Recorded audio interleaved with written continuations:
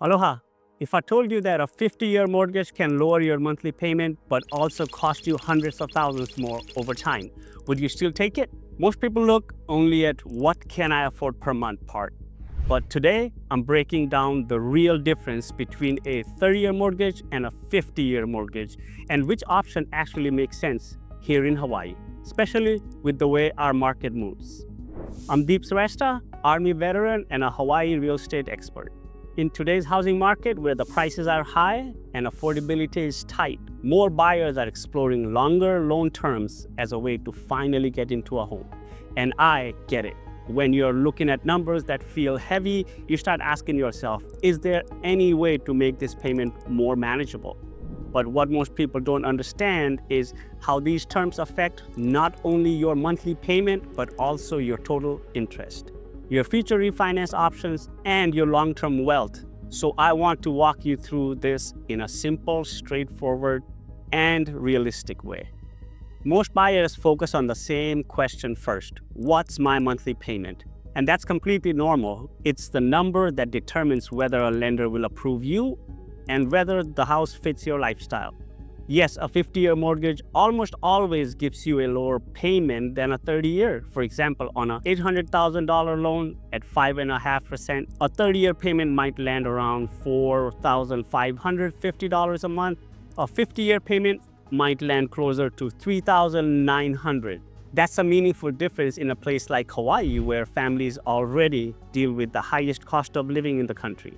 That lower payment can feel like the only path to home ownership. And for many people, it truly can be the difference between buying now or waiting for years. But that's the only surface level. Payment is just one piece of the puzzle, and stopping the conversation there can set you up for long-term regret. The real trade-off is what you pay over the life of the loan. The longer the term, the more interest you pay. Not just a little more, but significantly more.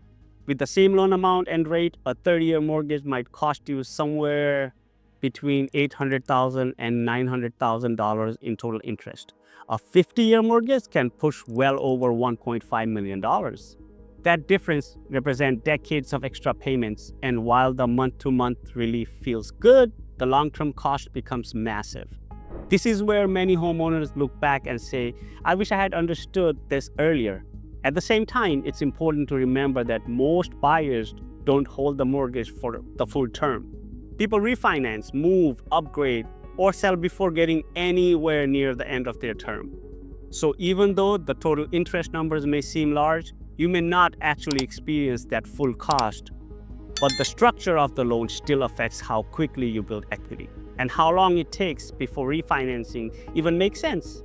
Also remember, just because your payment is low doesn't mean you cannot pay more every month. If you get a 50-year mortgage to qualify and make the same payment as 30-year mortgage, you are golden. Even with the downsides, a 50-year mortgage isn't always a bad decision. In fact, there are situations where it can be the smartest move. It can make sense for buyers who need affordability immediately. If you expect your income to grow in the coming years, whether through career progression, military promotion, or combination of household income, a lower payment now might give you breathing room while positioning you for a refinance later. It can also work for buyers who plan to hold the home for a shorter period. If you know this isn't your forever home and your goal is simply to build some equity before moving again, the long-term interest cost becomes less relevant. Another scenario is when the choice is literally between renting forever or finally buying. In Hawaii, home prices often appreciate faster than people can save. Getting into the market now, even with a longer mortgage, can sometimes create more long-term wealth than waiting for the perfect loan term later. Sometimes the goal isn't perfection. Sometimes the goal is progress. On the other hand, if your financial situation allows it, the 30-year mortgage is usually the better long-term play. It builds equity faster, it reduces your total interest significantly, and it gives you more flexibility when interest rates drop because you start from a shorter base term. For many VA buyers and first-time buyers who want to build long-term wealth, The 30-year mortgage is the ideal balance between affordability and financial growth. Hawaii is a unique market. Prices are high, land is limited, and demand stays strong, even in years when interest rate fluctuates. Because of that, buyers often need flexible solutions just to enter the market. My honest advice is this: choose the mortgage that gets you into a home without putting your future at risk. Some clients start with a longer-term loan, then transition into a shorter term through refinancing. Others commit to a 30-year plan from the start because they want to maximize equity immediately. There is no one-size-fits-all answer.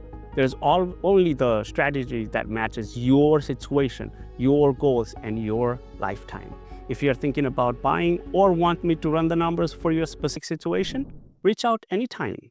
I'm always happy to help you find the best path forward. Mahalo for watching, and I'll see you in the next video.